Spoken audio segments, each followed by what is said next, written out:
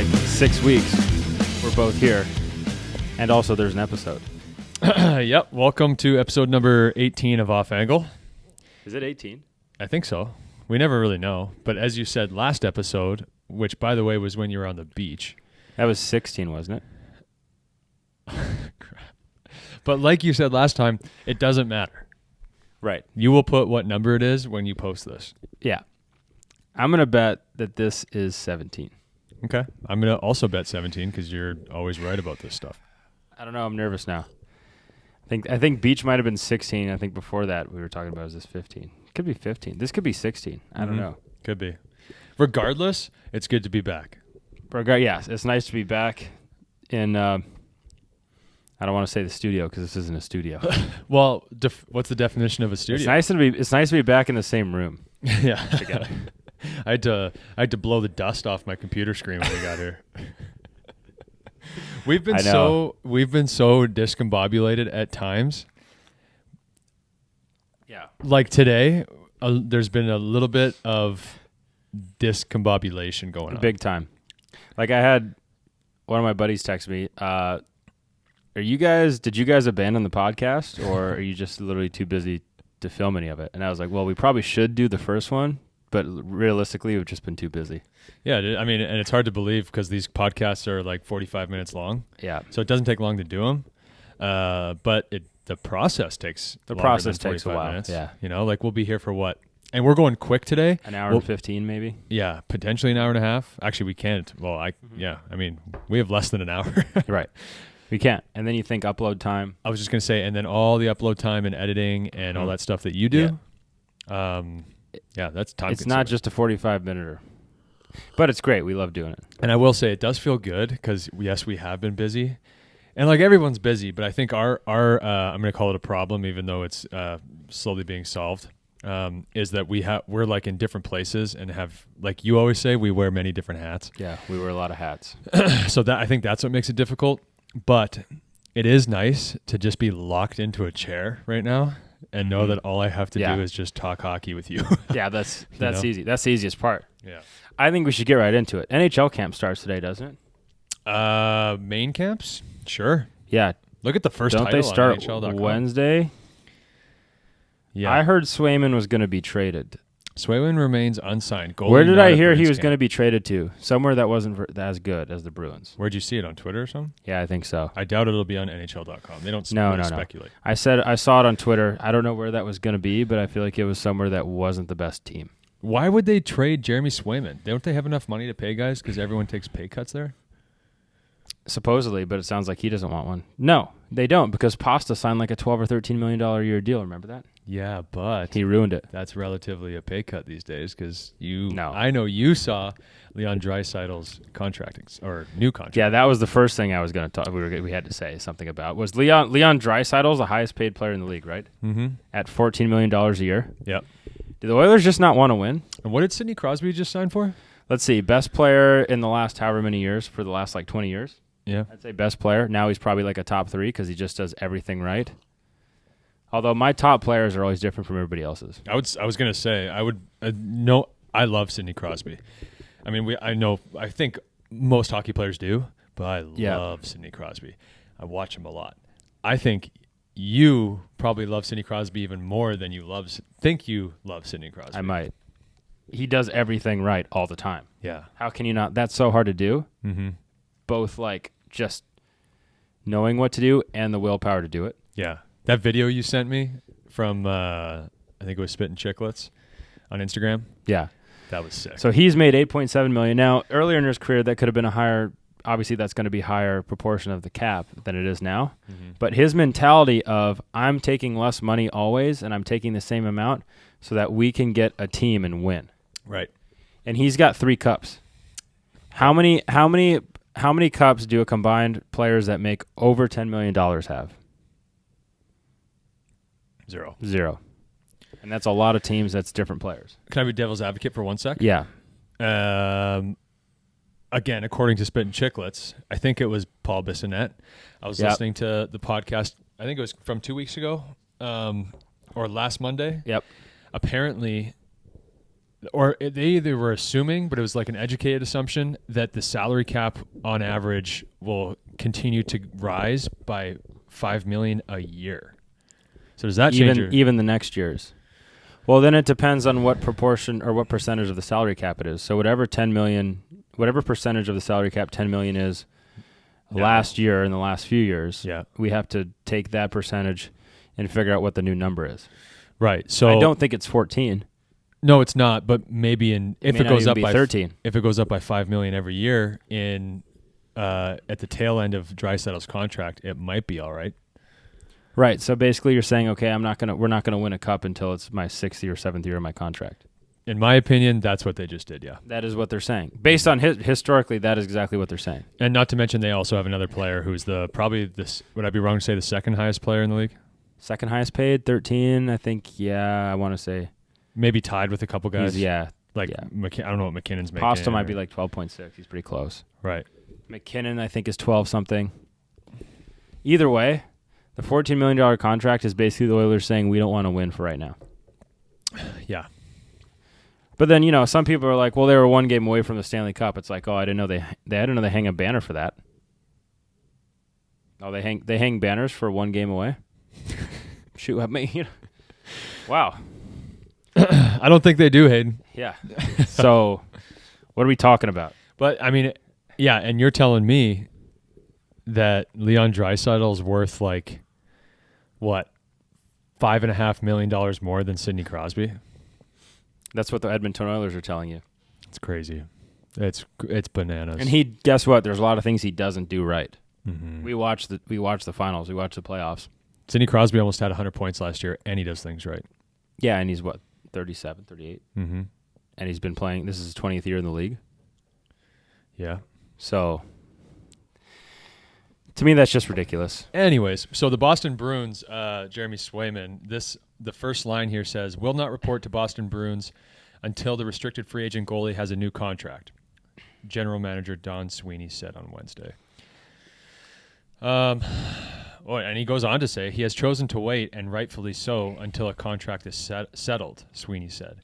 It's our intention to continue to negotiate a contract. I'm disappointed that when you set things as a priority in the general manager spot, that you do your best to try and accomplish that, and I haven't been able to do that yet. So he's putting it on himself. That's kind of good on him. Yeah. In my opinion, I feel like you should still report to camp. Yes. Well, out of faith to the Boston Bruins. I think that's agree. actually what Jordan Love did in Green Bay. He didn't have a contract, but he went to camp anyways. Really? This year? Yeah. Didn't he sign in during July? camp. Oh, I guess that's it was camp. during training camp. Yeah. Training camp starts end of July or something, right? Yeah. Sweeney also says, at the end of the day, I'm optimistic because I think we'll find a landing spot before December 1st.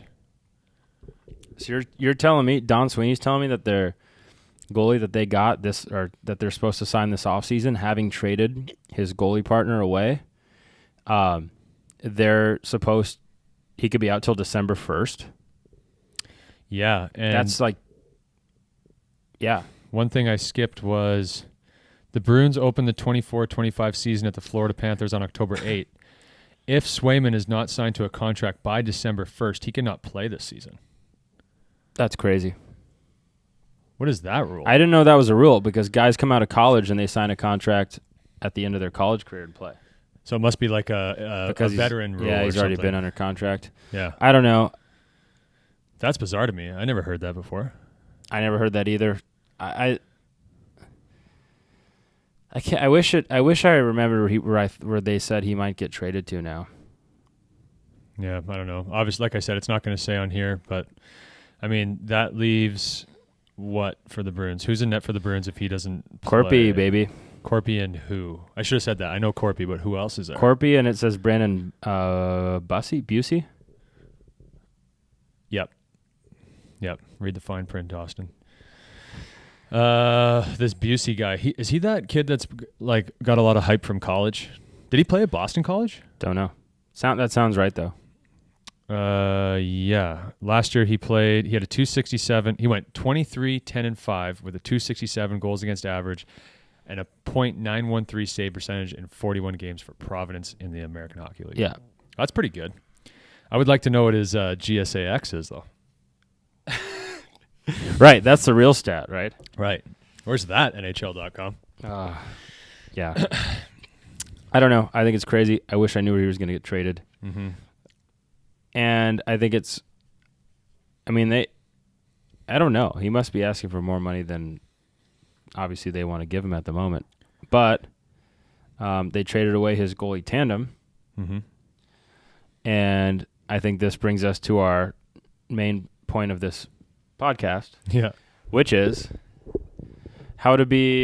ways to be a good, I'd say, goalie partner when I would say, we could say when you're not playing in a game, mm-hmm. during the game, or maybe you're not playing in general for a little bit. Yep. I don't know where to take off from this one. There's a lot to dive into. Where do we take off from this one? I think so. This topic is being produced by a question that came to us, right? Yes. One of my friends, Ian, said that this was a good topic to talk about, and I agree with him. And what was exactly what did he say? Like, what was his question? I don't have it word for word. Okay, so we're not going to. It's on my phone right now, which is obviously not in my hands. Okay, so basically, Ian wanted us to talk about what makes a good goalie partner. Yeah, I would say in regards to when one's playing, one's not. Yeah, whether it's for a short term, long term. I would say what makes you a good goalie partner in general, and then I think specifically at times where maybe you're not playing or you're not in the current game that's being played. Right. Okay. Well, I'll just start with what I believe, or some points that I believe that make a good goalie partner. Yeah, I think that'd be good. Okay. I think number one on my list is going to be somebody that pushes you while you're on the ice. Yeah, I'd say that's good, yeah. And that can be in many different ways. So in our situation, for me, you're always pushing me, for one, because obviously I believe you're a good goaltender, but two, your work ethic on the ice. So, and I'm not saying I'd be one that would not have good work ethic, but right. I'm just saying when whether we're in goalie world and we're doing drills together, or we're across the ice from each other, watching each other during practice. Yeah. If I'm seeing you work your tail off or making good saves, that's just going to motivate me to also do the same thing. And for the most part, and I think I can speak for both of us when I say this, we usually don't need that motivation, where I'm not saying some people don't, maybe some people do, but I think for the most part, you and I don't need that motivation. But there is something there. And I think that is only going to help elevate my game personally when I'm seeing you do those things. So I guess I'm coming at it from a point of view of like, I believe you're a good goalie partner, and that would be the first thing that comes to mind when I think of a good goalie partner, because you do it. Right. I would say the same thing. And I think that this question or this idea was sparked because you and I have been goalie partners now for 4 years. Yeah. Yeah. Going on 5. Right. I would agree. I would say, I mean, it's not that individuals, not that you necessarily need that extra motivation, but I think it is easier to do things in groups.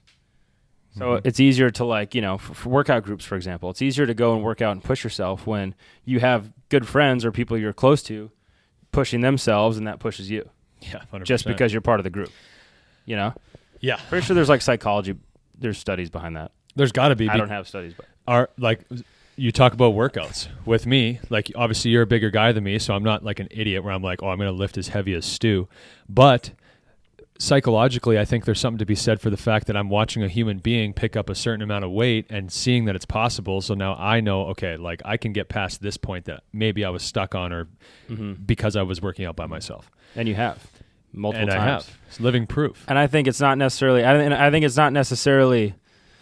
when I think about that same point, I think it's not let's say in the weight room, I don't think necessarily about the number on whatever weight you're picking up.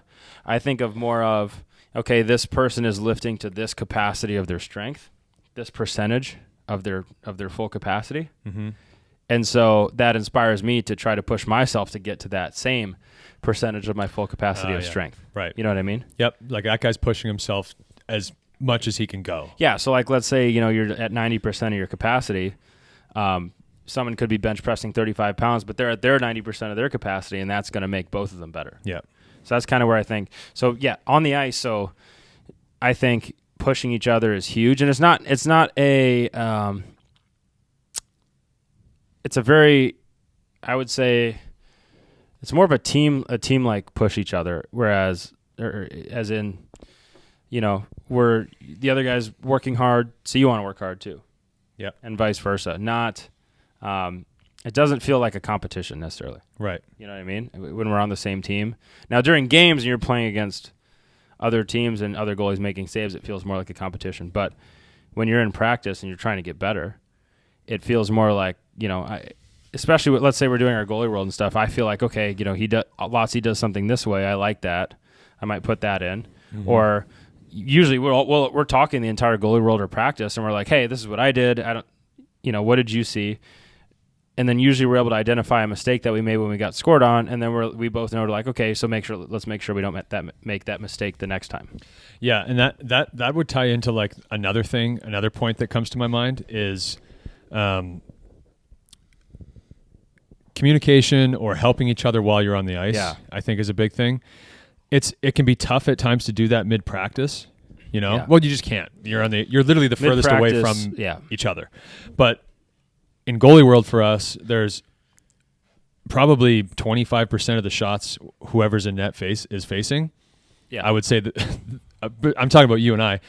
That person turns around and says, "What did you see there? Was I off there? What like because something usually about we're it." getting scored on at about that rate. Right, exactly. So I think that's something that's very important, but there is a certain line to a certain point that I don't think gets discussed very often. That it's one of those things that you kind of just need to understand it. Like, for example, if I'm doing goalie world with somebody I haven't played with before, specifically someone probably that is at and I hate to put like someone below or above somebody. Right. But let's say I'm doing goalie world with Marc-Andre Fleury. Okay? Yeah. I know that unless Marc-Andre turns around and says, "Austin, what did you see there?" Right. I'm probably not going to give Marc-Andre Fleury. No. I'm probably not going to. There's no way. And even with you, I know that you're a smart guy and you probably know what you did wrong. So there's very rare times where I'm like, "Hey, Stu, I think you might have just been a little bit too much that way." But sometimes I've done that. Sometimes you've done that for me. Yeah. Right? But I think that what we're good at now, because we've been playing together for so long, is asking for the feedback anyways, because usually it bugs me when I get I think usually bugs both of us when we get scored on. We just want to know, what do I need to do different to not get scored on? So and that's where we just kind of naturally ask for that feedback. Right. So yeah, definitely. Giving each other feedback. Let's talk about in practice and goalie world for this situation, and then we'll go into games, I'd say, in a couple minutes. Okay. But giving each other feedback, I think, is huge. Just what you're seeing, hey, I think you could do this a little better. Or maybe play. I don't want to say do this, especially depending on what level you're at. Mm-hmm. Not do this a little bit better, but play this a little bit differently. Maybe. Yeah, try this. Those are the words I'm looking for. Yeah. Hey, I noticed that you got burnt. You're up against your post, and you had you didn't react to a shot that went far side. I think you just locked up a little bit there. Mm-hmm. There's some common themes between you and I because I think we see the game and play the game very similarly. Yeah. So it can be repetitive, and usually if one of us is saying that to the other person, that person probably knows, or maybe they don't. It's hit or miss. But what I think is essential to be able to have that communication with your goalie partner on the ice is a relationship off the ice. Yeah, right. And again, you have to have the awareness of what you're saying and how you say it is very important. Because if you don't, I could probably come up to you and say almost anything I want, and you and I are going to be fine. Right. And absolutely. vice versa. Yeah. But we have formed a relationship off the ice, a friendship. Yeah. And that we understand each other. Yeah. And we are not going to take offense to anything we're saying. So if I say, "Stu, I think you should play it this way," which I probably wouldn't ever word it that way. But if you did, I wouldn't care. You're either one of two things are going to happen. You're going to look at me and be like, "I'm not doing that," or B, you're just going to be like, "Okay, yeah, maybe I should try that." I'll give that a shot. I think that's a good point. It has all of this being able to work together, but being able to give each other feedback is all built on the foundation of understanding that whoever I'm working with cares about me as a human. Yeah. So I think that is also, if you want to go into a team aspect, I think that's also important in terms of leaders on your team. Like, if I'm cutting corners or something and someone yells at me, if I know that person genuinely cares about me as a human being and cares about me as a teammate, then I'm not going to take offense to it, because I'm going to be like, this guy really cares about me. I should up what I'm doing and be better. Yeah.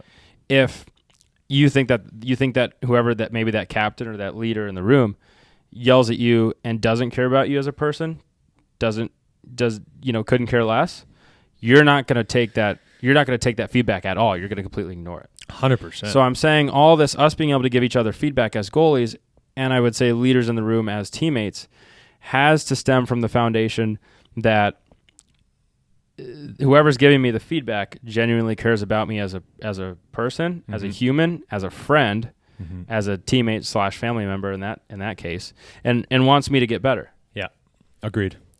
You worded that perfectly. Now I'm going to ask you one question based off of that. All right. What if in your head you don't think that person cares about you, that leader that's telling you how he thinks you should do something, but you believe that he wants the best for the team in regards to winning championships? Then I would probably listen to him, but I would say that as a leader, that leader probably isn't doing everything that he should be doing. Right. But you'd be able to handle the criticism. You'd be able to handle the criticism. Right. Because it's coming from a place of familiar, like you guys both want the same thing. Yeah, it's right. It's coming from, you have the same desired outcome. Right. Now, I think that leadership's words would go further, and if that leader really cared about the team and winning as much as they say they do, then they would take those extra steps of getting to know everybody and of course. Right. And caring about everybody on the team. Right. Yeah. I mean, I think there'd be a very rare situation where someone wants to win a championship really bad or as bad as you, but then doesn't care about you. I just had that thought in my head. I figured I would just throw it at you. Right. No, I think that's a good question. I mean, you think of athletes like Michael Jordan that are very sharp, but you don't. I mean, the way he described himself is obviously holds everybody to a high standard. It may be pretty blunt and not nice, but I don't know I don't know what his room dynamic was. I know he said that I wanted to win, and I wanted that for everybody else in that room. Right. Which I guess is caring about everybody in the room. If you want your teammates to also win, I mean, I would say so. Yeah. Like, what if you got in like a practice tilt with somebody, and then the next day they're like, "Hey, Stu, I think you should stay on your feet on that one, buddy." I feel like that one you might be like, whatever. I don't know. Maybe that's just me. It depends on what stem the practice tilt. I feel like if you're talking about hockey players, almost all practice tilts, those guys are buying drinks for each other 4 hours later. Yeah, that's true. Yeah, I guess I was thinking on like a bad practice, like you don't like the guy. Yeah, for whatever reason. Well, if there's a practice tilt because the guy's a bad teammate, I feel like your coach, they're not there. Right. Somebody is leaving after that. I'm creating these phantom situations that just I've never seen before. And I'm just throwing them at you. I understand practice tilts happen. But I'd say for the most part, as long as both the guys are good dudes and they maybe just one's, whacked the other one the way that maybe a way that they shouldn't have, like on the wrist or something, the other guy got upset and they fought. It was like a spur of the moment thing. I think that's different than, hey, this guy's been lazy in practice every practice this year. If he looks at me the wrong way, we're going. Yeah. You know what I mean? Mm-hmm. I would say our second point of being a really good goalie partner is giving each other feedback, but it's important that it stems from a foundation of you genuinely care about the other goalie. Yeah. So that means something that you can't do is you can't look at a goalie partnership you both are worse off if you look at it as a competition, I think. Yeah. If you look at it as like, screw that guy, I'm going to do everything I can to beat him and play every game. Yeah. That's not going to work. I think, obviously, as goalies, you should always want to play. Yeah. But it shouldn't be, I want to, play over somebody else. It's just, I want to play hockey. I love the game. Right. That's how it should be. So there can't be any sort of competition mindedness in terms of I want to play over that guy, because then I think you lose improvement and the other goalie loses improvement. First of all, if you're playing with a goalie who's better, you're going to improve more too. Yep. But if you have a mindset of working together and not competing against each other, you're both going to give each other feedback like we're talking about. You're going to work better together, and you're both going to improve in the long run. So whatever your goals are for playing goalie, if you want to move up to the next level, or maybe you're at a certain level like NHL goalies and you just want to win a championship, you both getting better helps the team, and it's going to take you closer to your goals. Yep. And if you both are good, teams that win, everybody has a job. Yeah. The next year or whatever it may be. I mean, look at Ullmark. The Bruins haven't won a cup, but that's a goalie tandem between him and Swayman that have worked so well together for so long. They've both gotten better. Ullmark won a Vezina. Swayman is, people say, a Vezina favorite, or could be a Vezina candidate. If he plays. Right, if he plays. If he signs before December 1st. Right. And just look at what that tandem of teamwork and care for each other, and you can tell those two guys really care about each other. Yeah. That tandem of teamwork and care for each other, you can really see what that does to both goalies' and skill sets and games and the teams. Yeah. Yeah, I mean, you went off and you nailed it on the head, man. I mean, I went on a little rant there. Yeah, but that was all good stuff. You took a lot of words out of my mouth. I think something that would be interesting. Actually, let me backtrack. Everything you just said makes a lot of sense to me because we live it every day, and we're goalies, and it's going to make sense to other goalies, for the most part. Most goalies, I would like to believe, especially at a high level. Now, but this question comes up quite a bit. I mean, it's come up at times since we've been goalie partners. It's come up in the past with my other goalie partners. People always want to know the question's always, how's your relationship with your goalie partner? Do you guys have a good relationship? And I think people who ask that aren't in hockey and goaltending, I think it's hard for them to understand. Yeah. It's hard for them to understand and believe that two individuals competing for one position. Yeah. If you look at it from a business standpoint, right? Or wherever someone might work. Yeah. It's hard for them to understand and believe what we're saying, and that we have a great relationship. When I say we, I mean, yes, you and I, but also just every other goalie partner tandem, that we have a great relationship, and we want them to do good. Like, I want you to do good. Yeah. Right? So I think the best thing you said out of all of that was knowing, as a goalie, knowing that my goalie partner cares about me as a person is really the most important thing, because without that, I can't imagine. Actually, yes, I can, because I've had one goalie partner like that. Yeah, which I was going to dive into before I backtracked. Okay, and I'm going to stutter on my words here because I'm going to be very careful with what I say. But my one bad experience with a goalie partner, was all based off of, or all started from a bad relationship. And looking back, it was my fault, which is kind of hard to admit, but it really was, because I was older, he was younger. Yeah. He did not reach the standard of what I thought our team, or what I knew our team holds. Yeah. On day one. So next time I saw him, I absolutely stepped into this kid. And then afterwards, I didn't go talk to him. So then from there, he's probably thinking, keep in mind, he's young, I'm older than him. Right. I'm a veteran, he's a rookie. He's probably thinking, this guy doesn't have my back. Yeah. Right. And I could tell from the relationship that him and I had for probably more than half the season, there was some hostility there, and there wasn't much communication. And during goalie world, we weren't supporting each other. Yeah, there was and that was my fault because yes, if it was you and I doing it, like if you were giving it to me about our standard tomorrow, right, I'd be like, I would eat that, and we'd be perfectly fine. Right, I'd be like, I'd actually be pumped. I'd be like, Stu's on it. But in this situation, the relationship wasn't built. Right. The trust wasn't built. There was no love yet for that person. Right. So, I mean, it can go south if the relationship's not there. Yeah. If you don't nurture it the right way. Right. I'm not gonna. Like I said, you went off. You nailed everything on the head. So with that, I think we could move on to another point. Yeah. So far we have a good goalie partner pushes you. Both your standards for yourself and your skill level. A good goalie partner gives you good feedback, and you give them good feedback. And then 3, a good goalie partner genuinely cares about you as a person.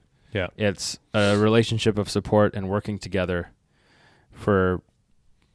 Depending on what level you're at, everybody probably has common goals of moving up to the next level, or winning a championship, or whatever it may be, or playing hockey and enjoying the season, whatever the reason is that you play. So it's to benefit to both goalies, or all 3, if you're talking maybe college, to work and help each other.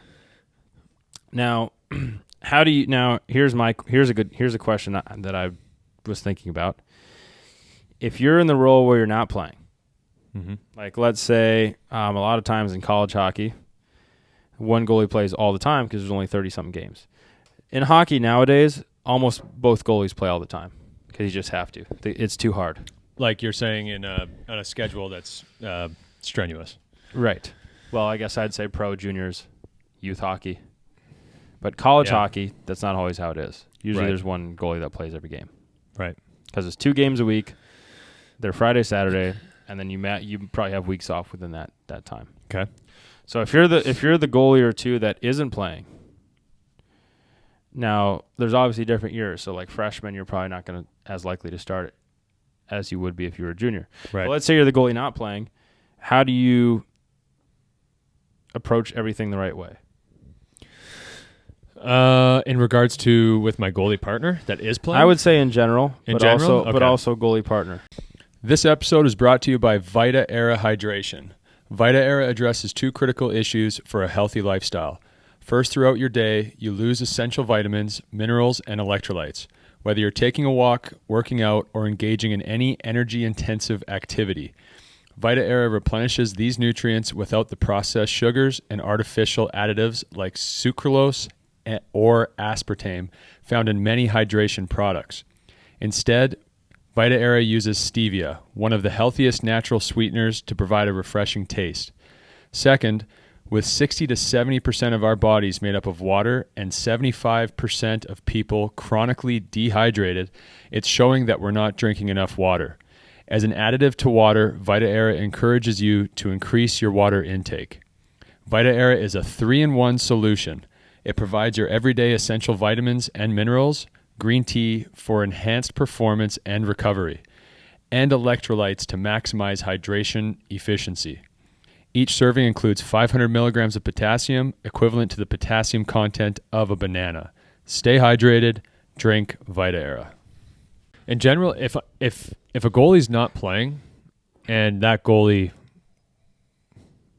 should be playing, when I say should be playing, I mean isn't like a freshman with whose goalie partner is like a senior who's been drafted and is like sick, right? Right. So a goalie that should be playing, I think it's just the work. I think that's what I would say too. Just putting your head down and going to work. On top of that, I would say again, very important to be a good teammate at the same time. You have to. The last thing you want to do is, because if you don't have the second thing, the first thing is, I mean, no one's going to want to be around you. No. Not even just your goalie partner, but anybody. Everyone's going to be like, this guy doesn't support player B at all. And you're going to have no support when maybe it's time to decide who is playing. The team isn't going to have your back. Right. Because they're like, no, this guy's a crappy teammate. We don't want to see him in the net. And also, what a waste of mental energy to be, whether you're handling it by being just butthurt or wishing poorly for your goalie partner so you could get in. What a waste of negative energy coming out. Yeah, you know? you're really just, again, you're just hindering yourself. You're not even... So you can't allow yourself to be negative. It is easy to be negative. Not toward, well, I guess at times for some people towards somebody. Maybe. But I think it's also to be negative towards yourself. Yeah. Like, I'm not playing, I'm terrible. Yeah. But I don't think you can. I think the only thing you can do in that situation is do everything in your power to improve your game as fast as possible. Yeah, and I was going to say that's probably the most common is not somebody, because most people are good. Like most goalies who aren't playing aren't going to be like, oh, I hope that guy does bad. It's going to be if they're thinking negatively, it's going to be upon themselves. Yeah, exactly. Yeah. So all you can do is focus on your process and your system of what you're going to do to get better, and make sure that you hammer that. Yeah. And make sure that you're consistent and great with it. Yeah. Because if you're not playing, you don't have the feedback, you don't have the confidence from playing good games. Mm-hmm. So you need the confidence from working as hard as you can and getting better all the time. Yeah. And if you're not nailing that, you don't have the confidence from that, so you just have no chance. And that's when that's a slippery slope. Then you're on a slippery slope. Good luck getting in after that. So while you're in that space, while you're in that period of time, you're working as hard as you can, and you also are supporting your goalie partner, pushing them. Maybe they give you feedback, you give them feedback. Most goalie partners that I know do that, whether they're playing or not. Mm-hmm. And helping them. You can help them and continue to be a good teammate. And when we say help them, it's all of those things you just mentioned. But it's again, I'll go back to communication. Like when usually after a bad game. And when I say bad game, I mean just games where we let in more goals than we would have liked to, and we lose. Right? Yeah. I feel like bad games for us are like we're just upset with some goals we gave up. Right. And usually that's after usually a loss. What we feel like. Yeah, and usually after a loss. Right. Because it's always worse when we've let in more goals and lose, because then we're thinking, okay, I've cost my team. Especially if it's like a 6-5. Right. There's nothing worse than like a 6-5. When the boys are just putting the puck in the back of the net and then you're just letting them in. Yeah, that's the worst feeling. Like the boys finally get one, you're like, all right, there's another one coming right up. Yeah, keep scoring, boys. But what I was going to say was when those games happen for you and I, we always are there for each other, and we've talked about this on the podcast. Whoever was the backup that night is clipping videos as soon as they can, clipping all the goals against, waiting for like from my perspective, when I do it, I know that you're going to come off the ice, you're going to have 5 minutes, I'm not going to talk to you. Right. Because you need to do whatever you're doing in your brain. Yeah. There's usually a few things that have happened at that point. Yeah. From the time I've left the ice sheet. Yeah. So I just whatever. But then to a certain point, because I know you and we've played together for a long time, I know when it is time to go in and talk to you. Right. And usually when I talk to you, it's nothing crazy. It's literally just being there for you, because I know very well I'm the only person in the entire world that knows as much as I know about what you're going through. Yeah, because you're goalie one, and you just we're essentially part of the game that we just played. On the same team, everything. Yeah. So just being there. And again, we cut the videos for each other and we watch them and we look, okay, what happened here? We literally are typically watching the goals against in the room before we leave the rink that night. If not on the bus. Almost, if it's at home, we're almost always watching everything. Mm-hmm. And if we're on the road, it's on the bus. Right. But that's one of the ways that you and I, like, I'm not saying every goalie tandem has to do this, but that's just something that you and I have realized to do. We do with each other, and it's probably coming from a place of we've have a lot of experience. Yeah. We know the other guy probably knows what was good, what was bad. Yeah. So let's just look at the video. The video doesn't lie. It's right there. Right. You know. And I would say this would be more of our part of going into what to do as a goalie partner during games. Mm-hmm. If you're not playing. Yeah. So I would say, like you're talking about us, clipping videos is one thing, but us. Okay, so let's talk about the clipping video. That's huge. Uh-huh. Being able to just talk about what happened on the ice and what happened on the goals. I would say even during intermissions and media timeouts, being able to talk about the goal that just went in is huge. Because it's going to sound crazy, Maybe I'm just not good at hockey. I say this all the time. It's going to sound crazy, but on any given goal that you give up, there's a lot that happens that you actually don't know happened. Or remember because... Well, yeah, you're focused on the puck. You're focused on the play. There's a lot that happens on that play that you may not remember. Mm-hmm. So during a game, it's so easy to give up a goal and be like, how did I give that up? That's so dumb. What was I doing? Yeah. But then you go back and you watch, this guy, he meant to pass it this way, it went this way, and then it rolled up on his stick, something. Yeah. And you're like, okay, now I understand why that happened. So during the game, it's nice, it's good to have somebody on the bench, and if you're not playing, be on the bench, watch the play and say, hey, this is what happened. Yeah. You know what you could have done better, but you had this, and this. You had this moving screen, this happened, and that helps the goalie who's playing just calm their mind and focus forward on what's going to happen next in the game. I feel like you completely reset. Yeah, I mean, and it sounds weird because you're talking about a negative thing that happened, but in a way, I get what you're saying because I feel the same way. Yeah. But it's like by talking about it, and whether at the conclusion of that conversation is, okay, it's understandable why that puck went in, or it's, were you sleeping on that one? Yeah. Doesn't matter.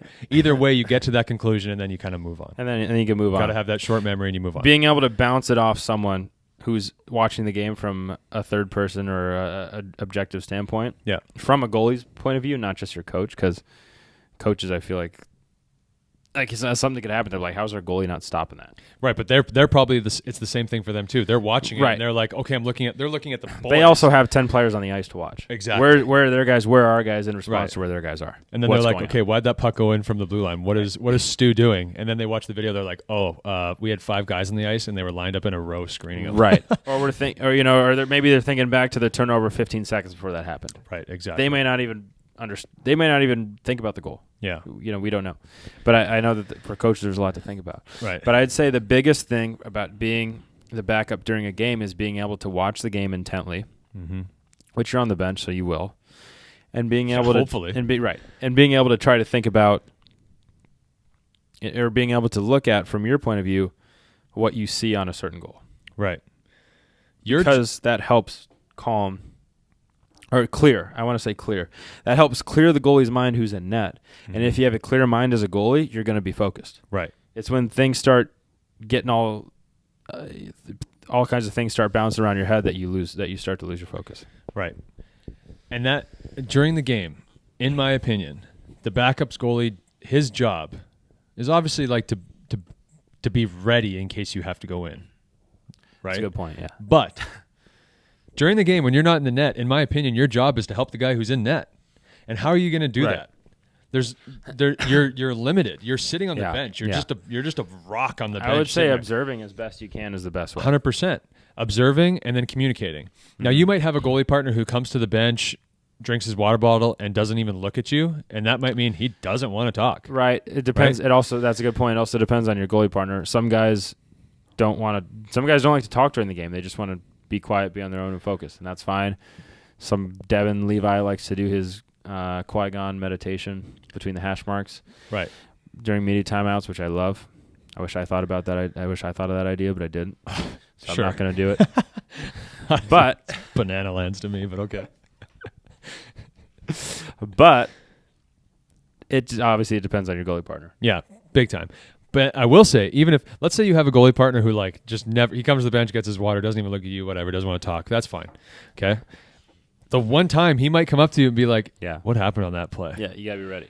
And I mean, that's the only time this has happened to me when you've asked me is like, just not from me not watching the game. It's like, I couldn't multitask in this situation. There was too much going on. Or sometimes I'm guilty of like just watching you.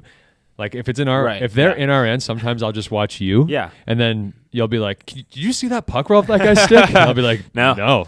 But I just saw the floater go over your glove. That's all I saw. But as a goalie, that's what you do. Yeah. And, when we watch games on TV, we're obviously going to, sometimes when the puck is in Igor Shesterkin's zone, we're just literally watching Igor Shesterkin. Almost all the time. Yeah. But I think it's the important message here is you can help your goalie partner by being attentive to the game and especially his game. and then being there for him when he wants to bounce things off of you or ask you questions. In my opinion, that's your role. Otherwise, you're just like, what are you doing? You're just how are you going to benefit the team? Right. What are you going to do to benefit the team? What are you going to do to help your goalie partner out? Yeah. And I'll go back, and I know I already said this. You, as the backup goalie, are the closest thing that the current starting goalie has to someone he can relate to. Right. Am I wording that good? Yeah, coaches and players can't really relate, and they don't really understand what's going on from a goalie's point of view. Not at all. Not really. They just don't. I feel like there's a lot of times where coaches are like, that's such an easy save. How does that go in? And then goalies, when they're watching it, they're like, oh my gosh, he had no chance of stopping that. Right. Exactly. Head coaches. And and for the most part, players understand that. That's why, like, if a goalie is maybe doesn't even have a down game, he's just feeling down. Players are always going to come by and give you like a pat in the back and be like, yeah, you're good, man. Don't worry about it. But a good goalie partner is going to do that and then also understand what's going on. Yeah. I mean, everybody has down games. Players have the same thing. The issue with the tough part about playing goalie is that if you have what you feel like is a down game, it's just on the scoreboard. Yeah. But there's also games where you could play well and feel like it's a down game just because you get scored on more than you want to. Right. Which isn't happens a lot. All right, I think you should give a summary, like a bullet point here. Okay, so being good. Let's do the quick run through of being a good goalie partner, and then we're gonna wrap it up. Well, this is the wrap up. This is the wrap up. Yeah. So you have to. Where do I even start? Let's see. Number push one, each other. Definitely push each other. Make each other better by working hard in practice and competing all the time, and just your work habits and your skills too. Take from each other. Yep. Number 2 would be give good feedback. Give feedback to each other. Mm-hmm. Make each other better. It makes you both better in the long run. Number 3 would have to be, didn't we say like a foundation of have a good relationship? Have a good relationship with that. Care about with that person, with that goalie as a person. You can't do number 2 with a person. Yeah. If you don't have number 3 with your relationship. It's almost like number 3 should be number 1. Mm-hmm. And I think it should be. That should be number 1, and then 2 and 3 should be, because nothing else is going to matter to the other goalie if you don't have number 3. And nothing else is going to happen if you don't have number 3. Right. Which is now number 1. Not to confuse everybody on our list. And then during games, just watching, paying attention. Obviously, your job, I guess, is to be ready. Mm-hmm. I don't know why I said I guess. Yeah, your like job I haven't is been in that definitely situation before. Be ready. Your job is to be ready. Yeah. But I'd say definitely watching the game intently and paying attention to the best you can of what's going on, so that if something does happen, you can help whoever's in net clear their mind and continue forward just with a clear mind and being focused. Yep. So we have 4. We had 4. I think that's pretty good. 3 in general, 1 in game. Right. And there's probably a few more that we could really get into the weeds with it. And there's some bullet points underneath. Right. Or sub points with our 4 bullet points. Yeah. But I think generally speaking, the people hopefully understand that the main thing we're trying to get across is to have a good relationship, push each other, and communication, especially during games, but also during practice in goalie world is very important. Yeah, and you can help each other. Yeah, and you're both better off because of it. If you're worried about your career will be better because of that. Yeah, 100%. There you go, Ian. Hopefully, that's our crash course. Yeah, we did pretty good. We did good. So this is it that's it for this week. Yeah, we'll hopefully get more on track here with our weekly episodes. Yeah. As we're transitioning back into hockey season here, it's a pretty exciting time, but it comes with a busy schedule. So stay tuned and bear with us as we iron things out with our schedule here. Yeah, that's it. Yeah, that's all we got. All right. Thank you. Thank you, everybody.